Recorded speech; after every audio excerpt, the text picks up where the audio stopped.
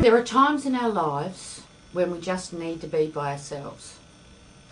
And when the Hermit comes up in a reading, it's about taking some time out, getting away from the noise and the cacophony and the demands of other people.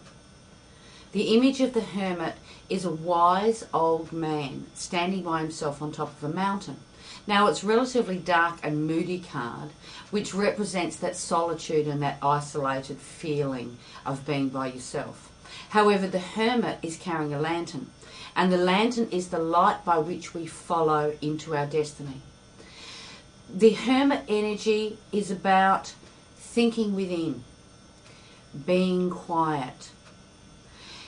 Depending on the surrounding cards, it can also mean that you're feeling lonely.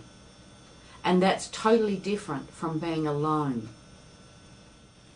A sage or a wise man is about finding our own wisdom. And we're not out there in the world asking other people. We're actually asking ourselves.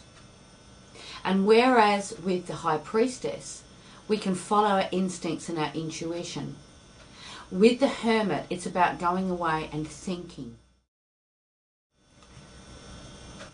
There is no wisdom and no thinking in the Hermit reversed. This is simply being lost in those feelings of desolation and loneliness and abandonment.